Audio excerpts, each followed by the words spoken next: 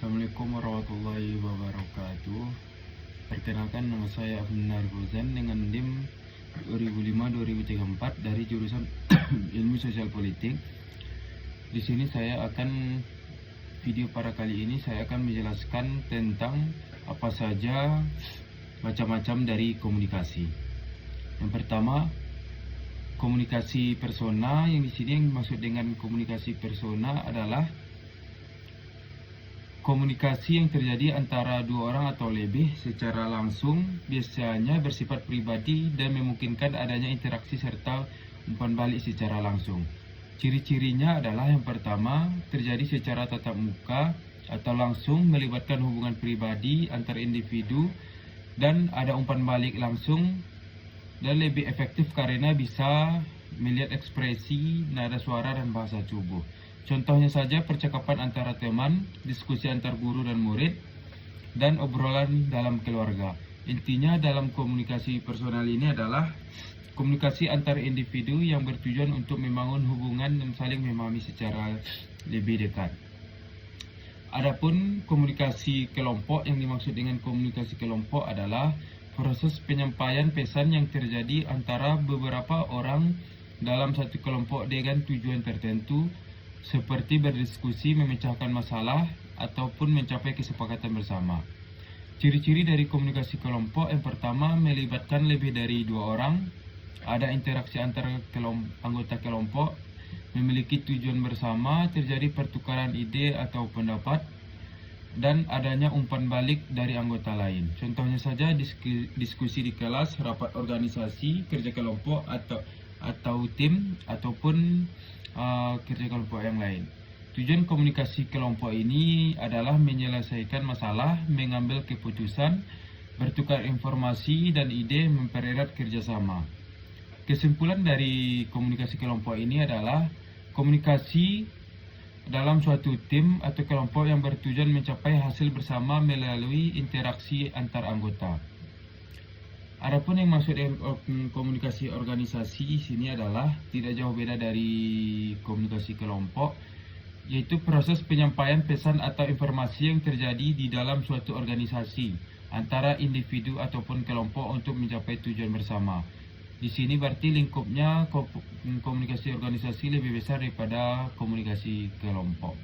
Adapun ciri-ciri komunikasi organisasi adalah terjadi dalam struktur organisasi, ada atasan dan bawahan.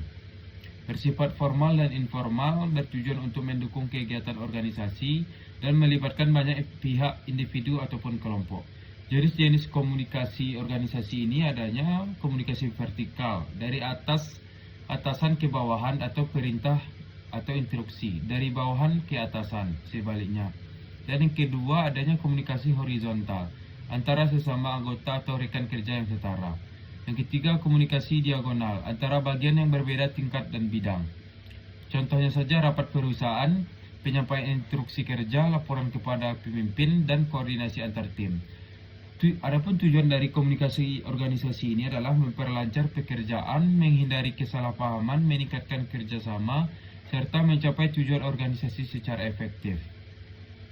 Kesimpulan dari komunikasi organisasi ini adalah komunikasi yang terjadi di dalam lingkungan kerja atau lembaga untuk memastikan semua kegiatan berjalan dengan baik dan terkoordinasi.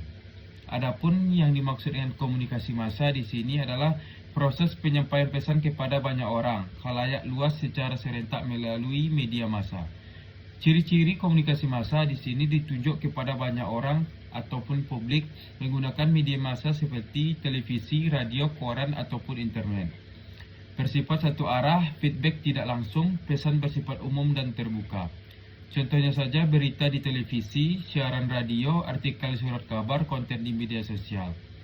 Fungsi komunikasi massa di sini memberi informasi kepada masyarakat, mendidik ataupun mengedukasi, menghibur, mempengaruhi opini publik. Kesimpulan dari komunikasi massa adalah komunikasi yang menjangkau banyak orang sekaligus melalui media dengan tujuan penyampaian informasi secara luas. Serta yang terakhir mengenai komunikasi antar budaya. Proses komunikasi yang terjadi antara individu atau kelompok yang berasal dari latar belakang budaya yang berbeda. Ciri-ciri komunikasi antar budaya yang pertama melibatkan perbedaan budaya, bahasa, adat, nilai, ataupun norma. Rentan terjadi kesalahpahaman karena perbedaan makna, memperlakukan toleransi dan saling pengertian, menggunakan berbagai bentuk komunikasi, baik verbal ataupun non-verbal. Contohnya saja percakapan antara orang dari negara berbeda, interaksi antara suku atau etnis yang berbeda, komunikasi dalam lingkungan kerja internasional. Tujuan komunikasi antar budaya membangun saling pengertian, mengurangi konflik budaya ataupun negara, mempererat hubungan antar kelompok, mendukung kerjasama lintas budaya. Kesimpulan dari komunikasi antar budaya adalah komunikasi yang terjadi karena adanya perbedaan latar belakang budaya sehingga memperlakukan sikap saling menghargai agar pesan dapat dipahami dengan baik. Sekian dari video saya untuk pertemuan yang ketiga ini mengenai berbagai macam dari komunikasi. Sekian dari saya. Assalamualaikum warahmatullahi wabarakatuh.